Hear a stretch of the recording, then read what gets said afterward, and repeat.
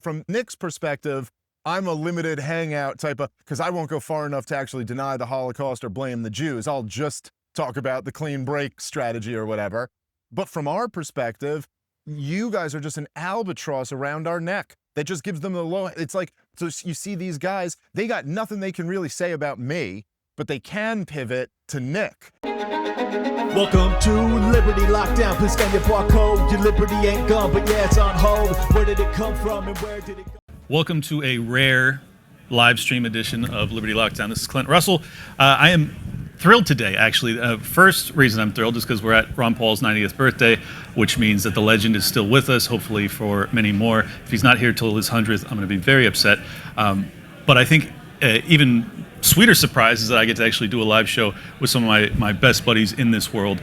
We got Luke Rudkowski, former co-host of the Best Political Show with me, and we've got Dave Smith, host of Part of the Problem with Robbie the Fire. I'll give him a shout out. And Scott Horton will be joining us in a few minutes, so hang in there if you want to be deluged with geopolitical analysis. We'll get there. But I want to start, and actually Dave and I were talking about this off screen. We're having some internecine battles, some beefs between our people. Nick Fuentes, I don't know if he's not, I wouldn't say he's our people, but he has been beefing hard with Candace, Owens, and Tucker Carlson. Curious what your thoughts are. Well, you know, it's an interesting situation. I think that when Nick, I thought it was great that Nick and Candace did their thing together. I thought it was an interesting interview.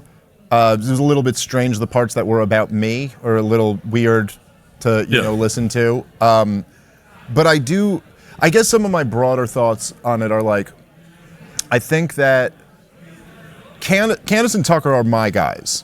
I'm not saying a single bad thing about them. These guys have been great to me. I also think that they're very important figures right now. I didn't think it was wise or right the way they went at Fuentes on the episode that they did together. And I think that, look, calling him a gay kid in his basement wasn't the best way to handle it, maybe. Yeah, and look, we all know he is, but you still don't say that out loud. No, I'm just kidding.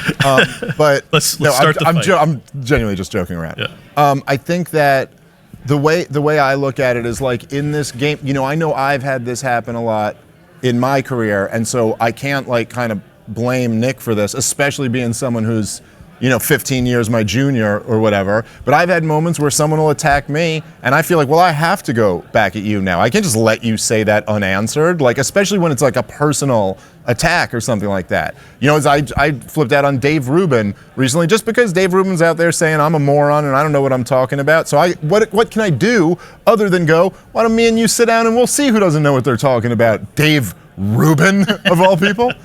Now, this is a different situation than that, but so I understand where Nick felt like he had to pull the knife out, because that's his brand. That's what he does. Yeah. If you're Mike Tyson in his prime, you're like, well, if you come throwing, you want a slugfest, okay. I'm the slugfest guy, Right. And that's what Nick is. Candace is basically the same thing, though. In a lot of ways, yeah. Sure. I do think that, if you do really care about these issues, like, say, if Nick Fuentes is like the Christian who really cares about, kind of Israeli dominance over American policy, well, then you also got to think to yourself, hey, what are you doing here, man? Right. Because Tucker Carlson and Candace Owens are some of the most you cannot overstate how valuable it is that these people who have millions of right-wing conservatives listening to them are preaching like a Ron Paulian non-interventionist. This is just an amazing thing.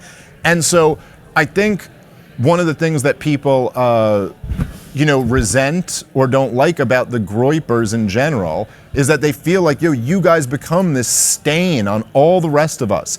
And you see this with, when Jordan Peterson goes on Joe Rogan and the topic of conversation is my debate with Douglas Murray. And what does Jordan Peterson go to right away? Well, there's these Groypers. Yeah. There's these anti-Semites online. Because what's frustrating is that from our perspective, from Nick's perspective, I'm a limited hangout type of, because I won't go far enough to actually deny the Holocaust or blame the Jews. I'll just talk about the clean break strategy or whatever. But from our perspective, you guys are just an albatross around our neck that just gives them the low. It's like, so you see these guys, they got nothing they can really say about me, but they can pivot to Nick and start talking about They do the same thing with you with Daryl Cooper. Yeah, sure. And so I don't know. I think the way I look at it in the broader sense is I think whether it's me or Daryl Cooper or Tucker Carlson or Nick Fuentes or any of them, all of us have had people essentially trying to cancel us, trying to smear us, trying to, attack our character without taking on any of our arguments. I think we're kind of in a new phase where cancel culture isn't working, at least at the moment. And you know what? However you feel about Nick Fuentes, same way, however you feel about me, I'm here. So if you want to take on what I'm saying, then you got to take on what I'm saying. And so I do think that, I think at a certain point, Nick has earned the fact that he's not going anywhere. He's been canceled by everyone, and he's bigger than ever. Yep. So if that's the case, then I think in a way that has to be incorporated then. You may not like this, or you may totally get what I'm about to say, but I feel like you and Nick are actually in a very similar position in that you're both saying things that are kind of third rail, or at least they had been historically. You both are having kind of hit pieces and smear jobs that are being pushed against you, and you're both kind of vaunted debate opponents that if you disagree, neither of you are going to run away, and also you're ducked a lot. Like, Nick is kind of Voldemort in the same way that you are. I remember Shapiro for years wouldn't say your name. Yeah. And it's like now, I think Fuentes was in that mold too, and now both of you guys are of such prominence that it basically requires people to say you by name. Yeah, no, there's an interesting parallel there for sure, where that we both, but it's not just us two, right? We're both representatives in our own way of the kind of non-interventionist right, maybe him being the identitarian non-interventionist right, and me being the liberty-oriented non-interventionist right. But that was, I think, the playbook for everyone. Was that, you pretend they don't exist, and if you ever bring them up, it's just to smear them. We're in a world now where that's just changed. However you feel about Andrew Tate, he's here. You got to either take it on or not. If you want to ignore it and just pretend it doesn't exist and move on, fine. Right. But the drive by, I would feel, right, there are people who I don't want to sit down and debate for different reasons. There are some people because they're Tom Woods. Tom, it's just easy work. I love his family. I don't want to do that to them. No, but there are people, right? There are people who they don't have a high enough profile. There's libertarians. I saw some of them today on Twitter. Some of the libertarian theory bros who are furious that I won't sit down and debate with them. I just don't find it interesting enough or valuable enough a use of my time to debate whether Zulu on whether homeless people taking a shit in the park are heroes. I'm not interested in that. And I understand why that's frustrating to him, but that's life. And there's other people who I probably have big numbers, maybe would do, but I just have so little respect for them, or I just find their whole thing to be gross. So I don't really. Right. But if I go on Joe Rogan and I start trashing a person by name, I feel like I have to be willing to sit down and debate that person. There's an obligation there. So if Jordan Peterson's going to do that, then that should be followed up with sit down with Joe. And why is it even the other day, again, someone who's been very good to me personally, I appreciate that. Charlie Kirk, I'm talking about, he took a lot of heat for hosting me at that thing. Yeah. And he didn't buckle on that. So I respect that. But when he said the thing again, he got a caller the other day, I don't know if you saw this, asking about Nick Fuentes. This video has gone viral. And he's like, I don't debate trolls. And you're like, dude, you debate Maoists and pro-abortion people. You debate. So how do you sit here and say he made his career demolishing those? Yes, people. You debate the worst of the worst. Yet here's a kid who, on the right wing, got a big enough audience that you're getting asked questions about him all the time, and your argument is going to be, no, that's beyond the pale. Yeah, it's ridiculous. I just find that, I don't know how you justify that from a right-wing position. From a left-wing worldview, I can understand how you... I can't platform that. The Maoist is misguided, but the right-wing racialist is evil. Right. I just don't know how that plays in a not woke progressive space. I don't think it does, and I don't think that's going to last, but I want to get Luke in here. What's your thoughts with the kind of identitarian right-wing versus the non-interventionist libertarian right-wing? And do you think that it's it's indicative of us making progress, that this is even a discussion, that this is kind of like the mainstream of the debate right now? I feel like we have become the mainstream. I feel like for a very long time, it was the corporate media attacking independent media. Yeah. And I think we reached a phase where people are like, yeah, the attacks are helping us. Let's attack each other now. Right. Because there's no one else to attack us specifically. CNN lost all kind of relevancy. They lost their audience. So, I think... It's like if you drag Rachel Maddow, it's not going to get clicks. If you drag Candace Owens, that's where we actually get... Because we are the establishment. We are the media. And I think...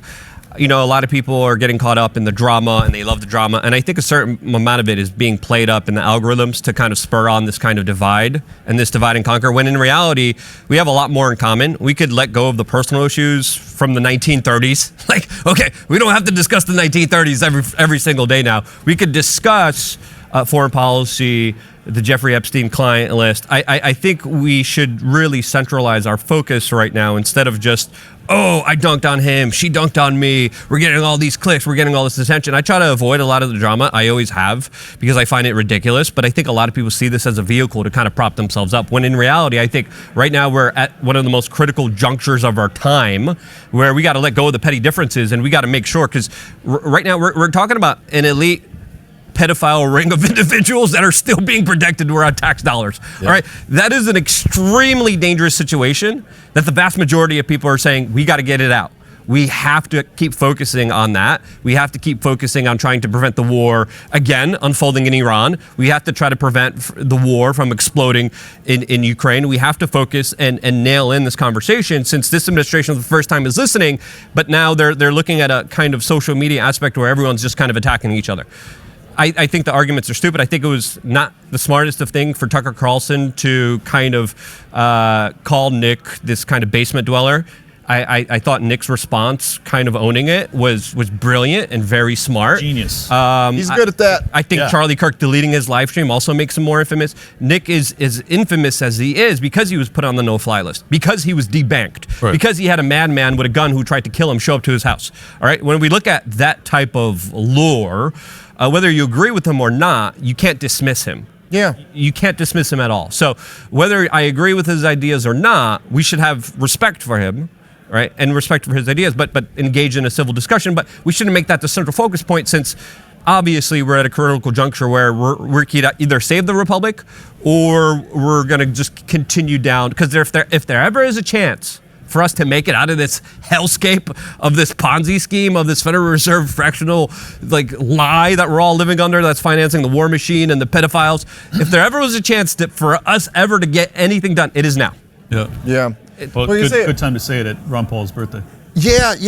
And if I could, just a couple things to what Luke was saying there, because I think part of that, I've noticed that myself in my show. I talked about it a bit on my show, was that and it really did kind of change with Donald Trump being elected in 24, where I would, for many years, a huge part of the content I would put out would just be tearing up the corporate media. And it'd be Brian Stelter clips or Rachel Maddow clips, and this is the propaganda now, but look at all the holes in it. Let's tear this apart. And it did feel like after this last election, that almost felt cheap, right, and unnecessary, almost and pointless. What am I going to go through MSNBC right now and find what the daytime hosts at MSNBC are saying, and then be like, look, they're still saying woke stuff, but I could dunk on this? It's like, my show gets more viewers than that show. This is now me picking on the little guy. But it did still seem relevant to say, oh, Ben Shapiro just said this, advocating for the war, or this guy, because these guys at least have big audiences. Yeah. So that was part of what drove that change.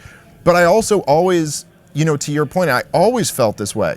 But just really quick, can we all just get together and dunk on Ben Shapiro? Can we just? Well, that's can we what just I'd do like. one person. That's all I've ever wanted. That's all I've ever wanted. Can we all just? We all agree. There is He's something horrible. where people treat, and you remember for years, Clint, we had this argument with other libertarians, but people treat, the alt-right guys and Nick Fuentes, it's almost like a thing, what are you guys all so scared of? Exactly. Sit down with him, dude. How bad do you think this is going to go for you? I don't know. I sat down with him 3 times. I came out unscathed. I never was oh my God, he destroyed me. It didn't stop my career trajectory or whatever. It's just go in there and actually back up your arguments. But I think I have an answer for that. I think that the reality is that Nick makes some really compelling points that you and I don't have a problem with addressing, because we're accustomed to, we're sincere when we say America first, and we're sincere when we say non-intervention. So when Nick throws at them a bunch of connections to Israel,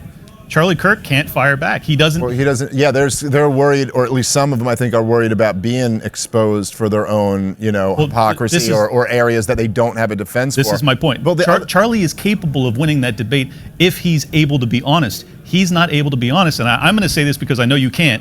Because of TPUSA, because of the donors that he has, that no, I'll run his say that. operation. Listen. There's nothing that I'm not able to say or won't say. I try to preface with he's been good to me, but the fact is, right? That's it. He's in a different game than we're in. Yep. I'm talking shit. Nick is talking shit. That's a different game than trying to build a huge political apparatus to get out the youth vote. And he needs big money. Yeah. He needs donors. He has to. But right, listen. If Charlie Kirk came out and said what I say about Israel, Turning Point USA doesn't exist anymore. Yes, that's just a fact. Nobody he took so much heat for moderating a debate between me and another guy. And you're a huge draw too, and it's yeah. Well, that's the whole thing that's going on now, is that it's in such a beautiful irony. It's the market that's saving libertarian ideas, right? But I will say that I do feel, to connect this to Ron Paul, it being his birthday event, I think that a lot of us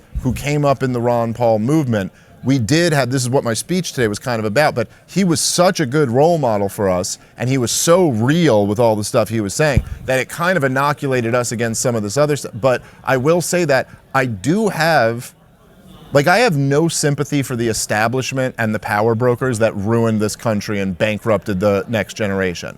I have a lot of sympathy for people who are members of the next generation who end up going into radical politics one way or the other because they hate this establishment that ruined their country so much. And whether that's left-wing kids who are embracing socialism or right-wing kids who are embracing fascism, I get it. We travel in radical political circles, and when you're a political radical, the way all three of us are, one thing that's very hard to ignore is that the stuff that we're talking about is stuff that could drive you crazy.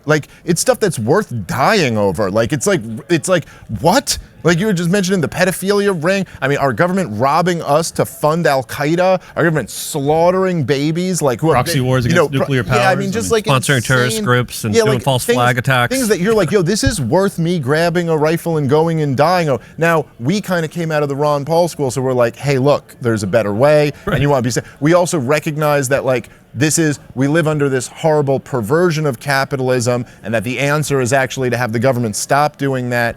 But I understand where young kids are pushed into radical politics, and I've always seen our role as the next generation of Ron Paulians, that our role is to talk to those young radical kids and explain to them where they're right to hate the system, but that this is a better answer. I don't think our role, or the role of Jordan Peterson of all people, is to call them the dark tetrad of psychopathy or something. What are you doing, man? Your whole job is to talk to those disaffected young men. Even more than Tucker Carlson has, put himself up as this defender of these begotten or ill-fated youth. Jordan Peterson made his entire career being a messenger and a defender of those people. And then Nick Fuentes, who really embodies exactly what Jordan Peterson was describing for all those years, and all of his supporters are exactly what Jordan Peterson talked about. And then just to write them off as psychopaths is it's such an abandonment of, I think, what made me respect Jordan Peterson so much, is that you put yourself up as these people's savior in a way. Yeah. And then as soon as they stepped 1 degree out of line with your funding source at the Daily Wire, you abandoned them. Well, also when hey, you want to talk about psychopathic tendencies, you tweeted "give them hell" to Benjamin Netanyahu, and you know what he gave them? Hell. Yep. Gaza's been hell for 2 years since then. I mean, hell. Jordan Peterson's whole thing, hell is real, how it exists. Do you remember when he was on Rogan, he started talking about how hell is real and hell exists, and what did Joe say without batting an eye, because it's just the most obvious thing ever? He goes, look at Gaza. And then you watch Jordan Peterson just get uncomfortable. It's and the other thing to me, as people who hey, I do think the hating Jews stuff is a bad road to go down. I think racialism is toxic, and I think a lot of that stuff I do think Nick Fuentes is trafficking in some bad ideas. But then, hey, you know what I think a kid who's listening to Nick Fuentes sure could use? Jordan Peterson. Exactly. Aren't you the guy to talk to them about this? Like what? So that to me is what's so funky about like the whole way this thing has been handled. And again, it just gives him more power. Not the vaccinated Peterson. The old Vaccinated Peterson has never been. Are you a believer that his body's been snatched? Probably his mind probably was hijacked by the. Well, I think he's had some issues for sure. This episode of Liberty Lockdown is brought to you with limited interruptions thanks to mypillow.com. Use promo code LOCKDOWN. Pick up the coziest gear you've ever found in your entire life. Look swell like Mike Lindell. Look at him carrying that American flag. Don't you want to be a patriot? Who doesn't? Who doesn't want to be a patriot? That's right. Go to mypillow.com, use promo code LOCKDOWN. While you're at it, hit the like button, subscribe, and share this episode around. You know you want to. Thanks for watching. Appreciate you guys. Well, speaking of people who appear to have been body snatched and replaced, I wanted to get your guys' opinion on the Trump administration round 2. There has been obviously a lot of broken promises. I don't think any of us went into this, even though I think all three of us were first-time Trump voters, or at least the two of us were. I think maybe you. I voted for him all the time. In the past, okay. Yep.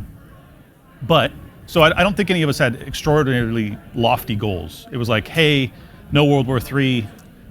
We get free Ross. Yeah, free Ross. Ross Maybe we get great. some justice for the COVID era, maybe, if we're lucky. A little bit less government in our lives. Yeah. A little less of the boot stopping our face. And he's done good with the getting rid of some of the DEI stuff, so I'm appreciative. I'm not going to paint it all as negative. But I think on net, it hasn't been extremely positive.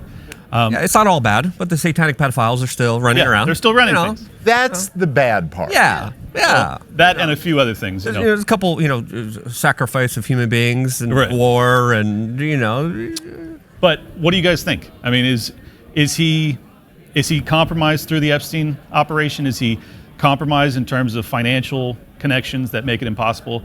Is it just him doing the bidding of his donors? There's two ways to really think about this. If you're going to be generous to him, you're going to say that he's being threatened, right? And I think that's a possibility, right? And we don't know what's going on here until we actually get the documents. We actually know what's going on here. But the statements, the flippant kind of 180s, he did it 4 times within the last few days. I think it's absolutely just ridiculous. If you really want to be generous, the conspiracy theory is he's being threatened and he's making it really obvious to everyone who's really in charge. And the intel agencies are in charge, and that's why he's handling it so poorly, because he has no other outlet, because they're going to, take his life or take the life of his family. That's theory 1. Theory 2, he sees this Epstein list as like the Ring of Sauron. He's like, I could do so many things with this. I could have so much power. I could blackmail Washington, D.C. if I'm a part of the club. And if I protect the club, then I'm able to, of course, wield power, get my agenda through. But I'm more thinking of the likelihood of the threats, because he lost so much political leverage. He lost so much support. He lost so much of the kind of influencers and people that made him who he is. The grassroots that it just doesn't make sense. So we don't know exactly what's going on here. All we know is that they're lying. There's dangerous predators out there that are extremely powerful that are still hurting children. And this is an issue that is never going to go away. Yeah. So I think either of those two theories are true. Based on your own kind of emotional kind of attachment to Trump, you're going to believe in one of those two things right now, because there's no other explanation other than he's being blackmailed or he's being threatened. Yep. Well, I mean, I don't know. I think the other explanation is that Donald Trump is compromised by Donald Trump's brain, which was never that impressive to begin with. And he has all types of bad priors.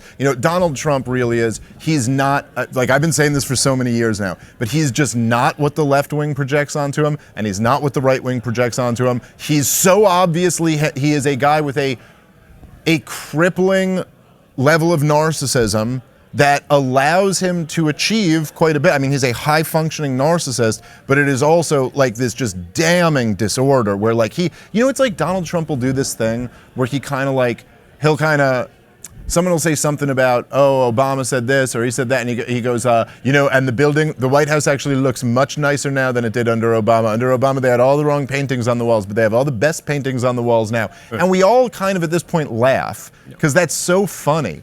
But like Trump is not trying to be funny. Right. He is seriously trying to point out that the White House is so much more terrific under him than it was under Obama. He's that guy. Yeah. And I think it's as simple as the fact that when it finally came due with I think his name was all over the goddamn files. I think every powerful person in DC was over. He got a ton of heat coming down on him, and he caved because that's ultimately what he always does. What he really cares about is his own legacy, his own image, him winning. That's all that's ever motivated Donald Trump. But his image is ruined. His image is kind of this is his legacy. Yeah, but that's the whole. That's what hubris does. Is you think you are so motivated by your own image that you end up destroying your own image. It's a Greek tragedy as old as time. But the fact is that Donald Trump, I think right now, in a weird way, everything's going exactly according to plan. Which is what I always thought was that, hey, this is going to be. The podcasters carried Donald Trump to the presidency. And then, look, I would have hoped, best case scenario, he ended up doing really great and we could all just be like, oh, wonderful. But then more realistically, he's going to disappoint in a devastating manner, and all these podcasters are going to turn on him. And I think that one of the most fascinating things here is that that is really happening. There was never a situation in our lives where there's anything quite like the dynamic right now. There was never a situation. You remember when George W. Bush came in and then he ended up being a complete disaster? And then you remember when Bill O'Reilly and Sean Hannity turned on him? No, because of course they would never. Like, they were going to defend him. No, Rachel Maddow was never turning on Barack Obama. Right. But Tucker Carlson and Candace Owens and Joe Rogan and Theo Vaughn and Andrew Schultz and like all these people with millions and millions of viewers are totally, and the Democrats aren't getting any of their did you see Donald Trump came in, if you look at the polls, his first day of his second term, he has the highest approval rating he's ever had in either term. The Democrats are in the dumps. They're at 24%. Donald Trump has now come down to having his lowest approval rating in both terms. The Democrats are at 24%. Yeah. They didn't get 1 point of benefit from Donald Trump's numbers collapsing, because even though we're his supporter, we all know the Democrats have no credibility on any of these. So we live in this like new time now where the whole establishment really is spinning out. The corporate media is dead. They're not, remember I was arguing with Michael Tracy and a couple of these guys who were like, oh, that when Donald Trump wins, CNN's ratings are going to go right back up. And I was like, no, they're not. Not this time. Yep. And man, I got that one right. Yep. I think the strongest thing supporting your theory is Operation Warp Speed. But, we're all retarded, but I don't think Trump is that retarded, to be quite honest with you. Because I think he has good advisors. Speak for yourself, Luke. I mean, we're all special, okay? But you say not dumb enough to think Operation Warp Speed was a success? No. I'm saying the strongest thing you have for your argument is Operation Warp Speed, with him still touting it, which right.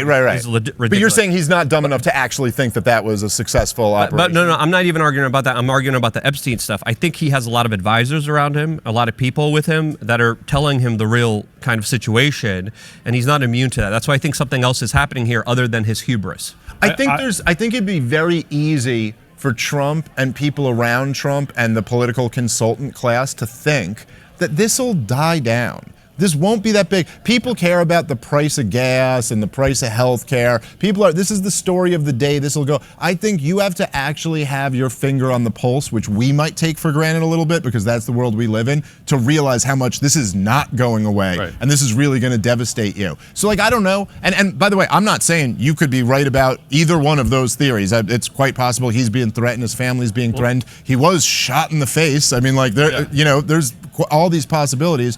But it's also like, the fact is that Donald Trump was terrible on so many of these issues his first term, and he's come right back to being terrible on them in his second term. But we were just hoping with people like, I know Tulsi Gabbard is here somewhere today. Maybe someone could ask her. That was unbelievable that she found out the intelligence, that Iran was only weeks away from a nuke, and that intelligence only came out exactly when Israel bombed them. I thought that was a crazy coincidence that she was, maybe she could explain that. I would love to know. But, it's like the thing is that a lot of us they put these people like Dan Bongino and Kash Patel and Tulsi Gabbard, who have been saying the right things for a lot of years in. And so there was some hope that maybe that would translate into something. But we all should have been, we've been in this for so many years to know Washington, D.C. changes a man or a woman. But I will say, though, I mean, there are some differences in Trump round 2 that are so egregious that it makes me feel that I side more with Luke on him being compromised or threatened in a way, particularly the bombing of the nuclear sites, particularly handing Gaza and basically like just writing a blank check to the Israelis to be like, whatever you're going to do with Gaza, you're going to do. Like, he is not having any say. And then he's sending more munitions to Ukraine. These are just such like foundational promises to his campaign, and really who he purported himself to be for the entire 4 years he wasn't president, from 20 to 24, that it makes me feel as if there is something heavier hanging over his head than just hubris or pride or thinking he can get away with it. Well, it did. Look, I mean, the Jeffrey Epstein stuff, who knows? Who knows how implicated he actually is in all of that? I mean, Scott. Yeah. I mean, it's pretty bad, right, Luke? I mean, just like what we do know is that it's not like Donald Trump was at Jeffrey Epstein's parties once or was on the airplane once. He was basically living out of Mar-a-Lago. Jeffrey Epstein was on record saying Trump was his best friend. Trump's on record talking about how Jeffrey Epstein's the only one who likes the girls more than him, and he likes them really young. That was like an exact quote from Donald Trump. So who knows? Maybe there is something there. I'm not saying that's impossible. We don't know. There's circumstantial evidence alluding to the fact that there's less kind of smoke there, but who knows now? Because if you're ever going to act as guilty as you are right now, people are going to have a lot of serious questions about it. The fact is, this is not going to go away. This is going to be a key issue for the midterms. This is going to be a key issue for 2028. This is an issue that I've been talking about for 15 years personally myself, and I think it's a very important one. I think, I do believe there might be one or two advisors saying this is going to go away, don't worry about it, the price of it. But overwhelmingly, I think ever since Lock Her Up, there has been this kind of taste that the American people felt of like, we need to do something about this two-tier justice system, because if we don't, the criminals are going to keep running over us. Yeah. And I think this is why this is going to be a bigger issue than I think anyone ever expects it to be, because this represents the draining of the swamp. This represents 100%. the cleaning of the swamp. This 100%. represents the end of the swamp, which has hijacked our government, taken it over, and allowed the special interest groups to essentially do whatever they want with us. Yeah. And draining the swamp wasn't a campaign promise by Donald Trump. It was his raison d'etre. It was the entire reason that he exists politically. And so for him to what is very transparently obvious, everyone, for him to cave in order to protect the swamp and the worst element of the swamp, I mean, Jesus Christ, that is, I agree with you. I think it's devastating. I don't think he'll ever be viewed, whether or not you can read it in approval poll results, I don't think he'll ever be viewed by his hardcore supporters in the same way that he was after caving on Epstein. And I think for much more than just him, I mean, I think for Dan Bongino and for Kash Patel, I think I'm sure they're all people in power. They'll go get some book publishing deal, or they'll get a position on a weapons company or something. But in terms of like having the support of the people, I think they're all ruined over this. For me, this is my kind of theory here. I think this has a lot more to do with the intel agencies. Whether it's the intel agencies, whether it's the CIA or the Mossad, I think either or, MI5, all of them. I think there's an criminal element of them that still has a huge amount of power, huge amount of weight, to the point where I think they're pulling a lot of the strings now, and I think that's why we're seeing such kind of declarative actions. The fact that we're seeing it in such a ever so aggressive way under Donald Trump, I think is also very kind of indicative of they're still calling the shots. They're still running the show, in my opinion, because they're getting everything that they want, plus even more now, including two major attacks. And this is what I think we really have to think about now, and this is why I've kind of been a little worried more than I usually am. We had two major attacks on two nuclear facilities internationally, on the Russian nuclear air force, on the Iranian nuclear sites as well. I think there could be a possibility that in history we look back on this time and this was the start of a bigger conflict than we could even kind of realize we are already in right now.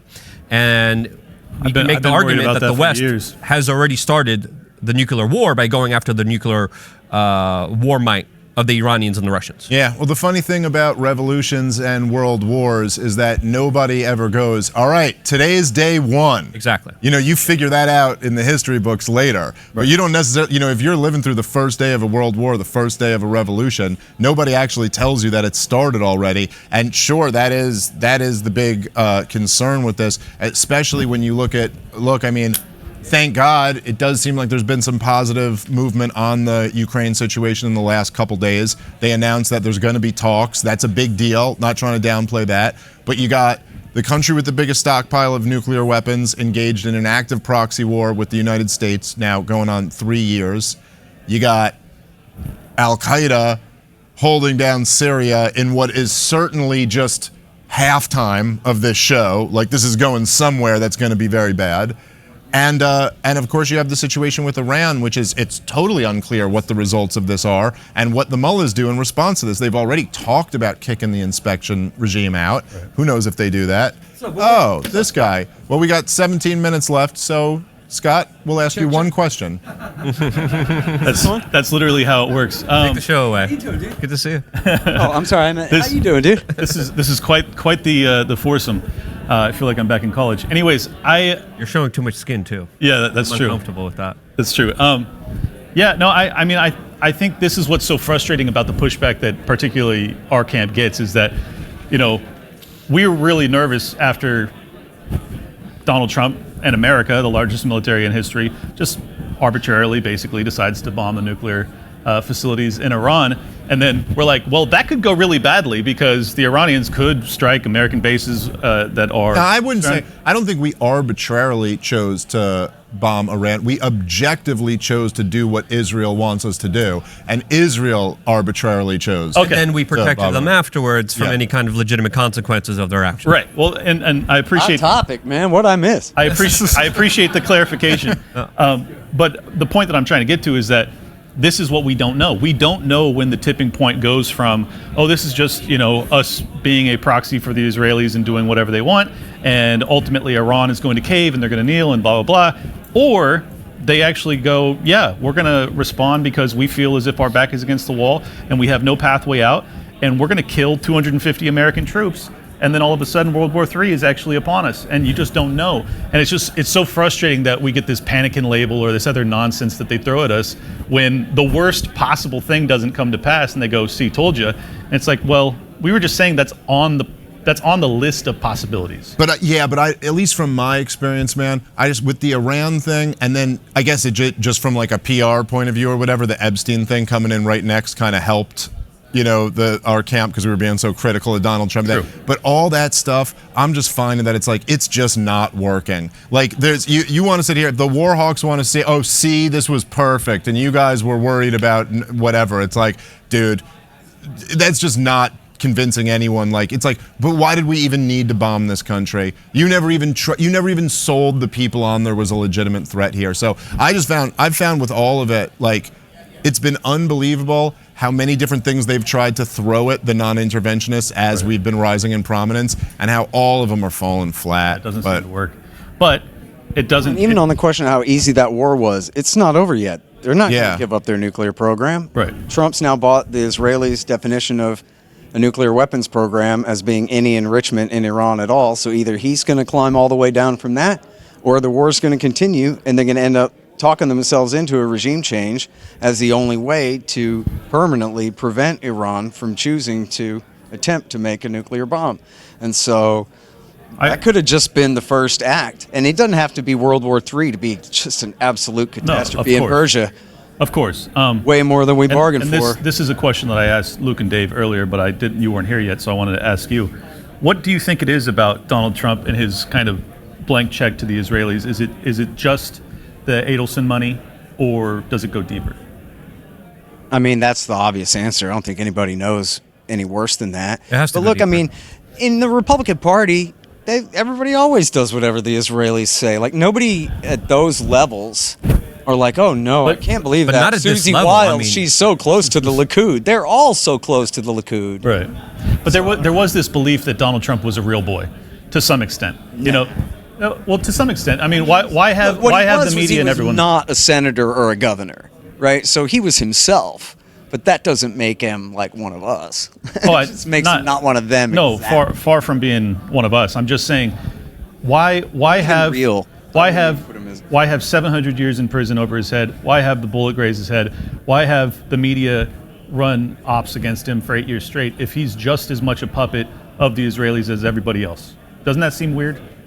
Well, it's not all about Israel, and I mean, if you look at and I don't really know who was behind those assassination attempts. I don't know if anybody really does, but like the Iranians. the closest, yeah, we know that ain't true. Said CNN. The closest association that we have to someone who would actually want Trump dead is with the second shooter or attempted shooter down in Florida, Ryan Ruth. who everybody said he was in a Blackwater ad. That wasn't a Blackwater ad. It was a video of a protest by the Azov battalion Nazis in Ukraine. And so if anybody put it up to him, it would have been those guys. Put him up to it is what I meant to say. So, but I don't really know about that. I mean, as far as the impeachment and Russiagate and all that, it was, well, first of all, it was about trying to prevent him from becoming the president so Hillary could have it was the first thing. But then also is because he wanted to end the Cold War with Russia, and they want to have a Cold War with Russia. So that wasn't all about Israel. In fact, you know, it was, if you go back to 16, it was the Israelis were the only major power faction that backed him. He would get a couple of generals from the Army and the Marines to back him, and stand up there next to him. But, you know, this time around was a bit different. But back then it was essentially the lobby was the only major group that supported him. You know, I remember Rothbard, I can't remember the name of this piece, but there's two different pieces that I'm thinking of. But one of them is the famous paleo, paleo conservatism, a new strategy or something, whatever that piece was, where he starts off with the David Duke stuff. And people always, I think that this was like one of the most controversial articles that Rothbard ever wrote. But I also think that a lot of people, I mean, he said some pretty provocative things in it, but a lot of people also read stuff that he wasn't saying in it. And the section where he opened up talking about David Duke, what he was saying was, he was like, because I'm old enough to like remember this when David Duke ran for governor, and he goes, dude, the way the national media freaked out over this guy was unbelievable. And I mean, they sent everyone, including Tim Russert from Meet the Press, and like everyone to try to take him down. And he was talking about why the establishment gets so freaked out about like a right-wing populist like this. And he makes the point that he's like, look, they say it's because he used to be in the KKK, but like Byrd in the Senate used to be in the KKK, and all these other guys. That's not actually their problem. Their problem is this. And it would have been so interesting if Rothbard had covered Donald Trump's sentence. But one of the things, I think, he had another piece, I can't remember the name of it, where he just talked about how they go out of their way to make politics boring, and they really don't like people who make it exciting. Right. You know, politics is kind of naturally an exciting thing. You're the They leader would of rather men. go under the radar. Give me liberty or give me death. But they turn it into a bunch of nerds sitting there like, we're going to have a conversation about whether 39% or 36% should be the top marginal rate. And they like the population to be pacified, but they really don't like right-wing populism the most. That's the one that scares them the most, because the right-wing men are the toughest men in the country, and if you start getting the barrel-chested men worked up about how like the elites are screwing you over and lock her up and to hell with this whole thing, and I think that was enough of a combination for them to be freaked out about Donald Trump. And he's also got that syndrome where he can't stop whatever thought comes into his mouth from coming out, and he'd start saying stuff like Obama created ISIS, and people would be like, yo, what is he saying? We're in Iraq for oil, he said. Yeah, even and look, he alluded to Bush doing 9/11. We weren't in Iraq for oil. He You got just that one say wrong. They're but- all incompetent. No one in Yes. Washington deserves their position, and they're just like, you know, of course they. You made a lot. So you made a lot of enemies with all of this stuff, but none of that actually means, which Rothbard didn't say in the piece, that David Duke is right about the most provocative, like stance that he has, and none of that means that Donald Trump really was always a dumber version of Rudy Giuliani. Like that's really what Donald Trump is. Rudy Giuliani is much more well-read than Donald Trump is, and so. I Shots think fired. Just as populist. Yeah, right, exactly. No, that's a fair point. Also for the record, Donald Trump, he's a pure marketer.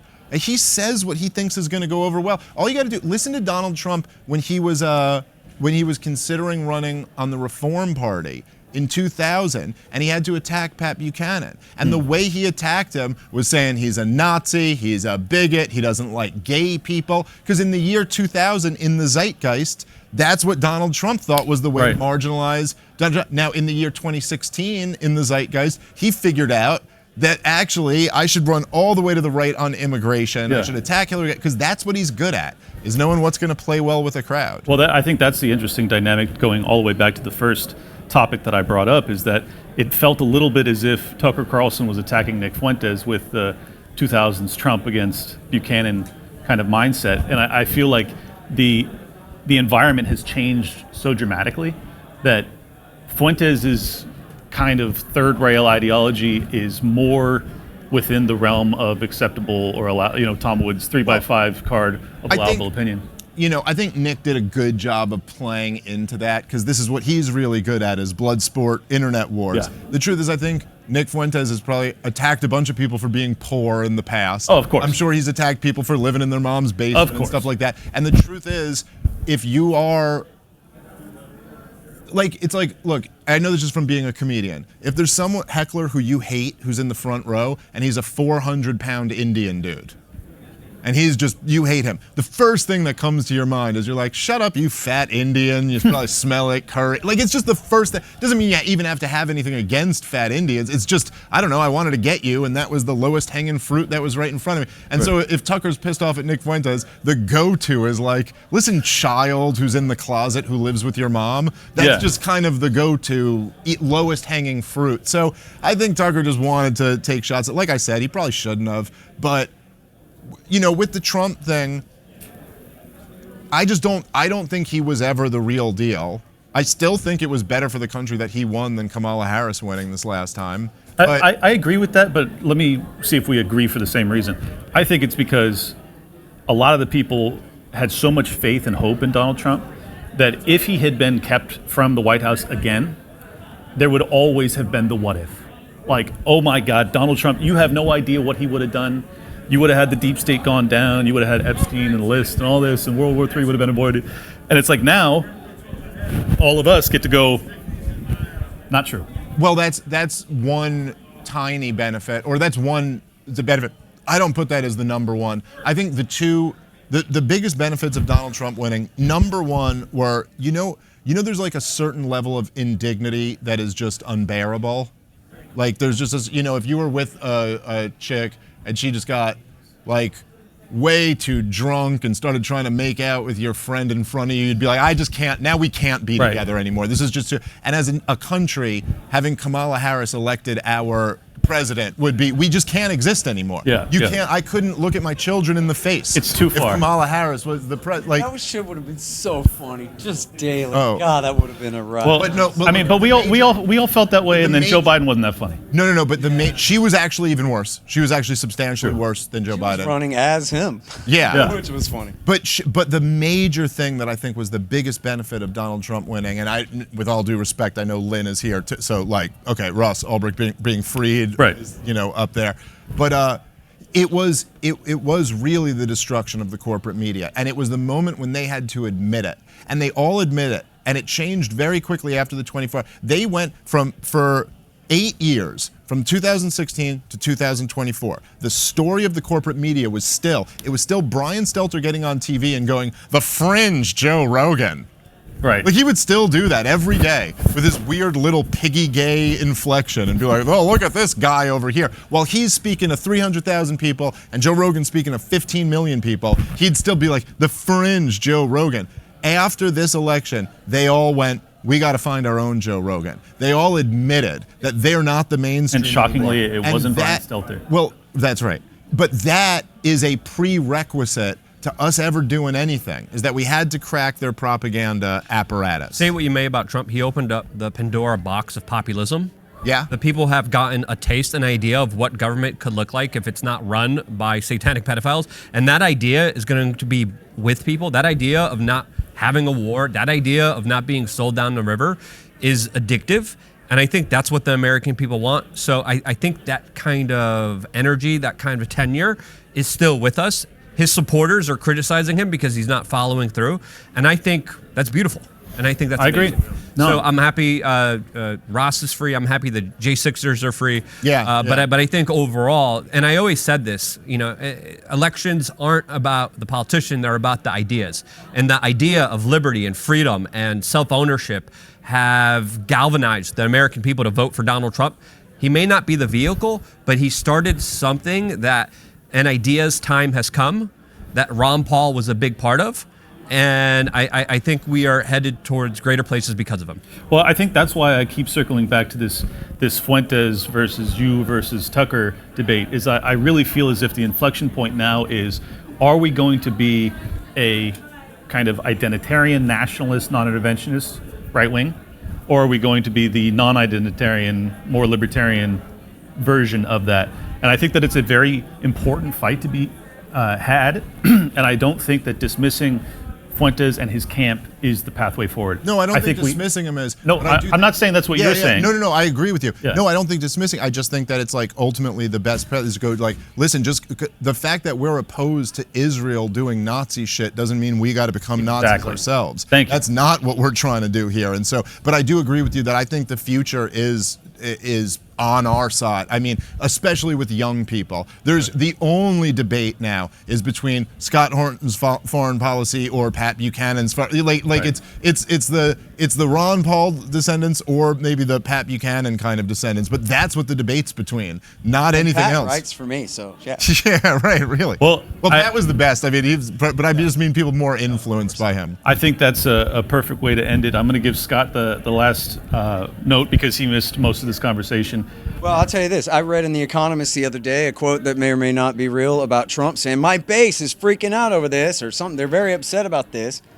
This is the same thing that's happening on the Democratic side, and it's happening more and more. It's split among Republicans. It's a 50-50 split on who do you favor, the Israelis or the Palestinians, on the right. That's crazy. And that's a huge change in a short amount of time, and it's changing more and more. On the Democratic side, it's much more. Wow. It's like 70-30 or 80-20 or something on the left. So, and this crack up is coming. People are sick and tired of seeing the Israelis kill kids with our money. They know that this is provoking terrorist attacks against American innocent civilians. And so Trump, more and more, it's the leaders of the MAGA right who are making themselves known that they just cannot stand this. And Trump is getting the message. And it's so important that people really keep it up and keep the pressure up and let him know that, we absolutely disapprove of all of this. And then let it be the case in both parties in America where we just have the donors and the owners of the party versus the population of the country on this issue. We do not consider this a special relationship. We do not consider them to be our greatest allies. We want nothing We to do consider with it special, all right. with the Israelis. We want nothing to do with dying in terrorist attacks motivated by their crimes. And so enough. And let Trump know that, look, it's not just that your people are pissed, it's that they absolutely will not stand for it. And you're better off with them than Miriam Adelson. Yes. And now you have to choose. And they are making you choose. And they are right to be pissed off. And I'll just end with this. I, as much as I love Lex Friedman, I would like to see 10 hours of you versus Fuentes. Let's actually win on the merits of the arguments. Let's not dismiss it. Let's actually hammer. I mean, I think that the kid's brilliant, but he doesn't stand a chance against you, either of you. So I hope that's the pathway. What's that? No. I just the reference is because he just did 10 hours with Lex Friedman. So I'm sorry. Yeah, right. It was fun. Anyways, thank you guys for tuning in. Oh, look at this. I'm such a pro. 10 seconds in the countdown. If you guys want to check out the show, it's Liberty Lockdown, YouTube, everywhere else. We got Part of the Problem. We got Libertarian Institute. What else? Is that good enough? Horton.org. Okay. Amazon.com. And Luke? WeAreChange.org. WeAreChange.org, as if I didn't know that. We're out of here. Thank you guys. Peace. Welcome to Liberty Lockdown. Please scan your barcode. Your liberty ain't gone, but yeah, it's on hold. Where did it come from and where did it go?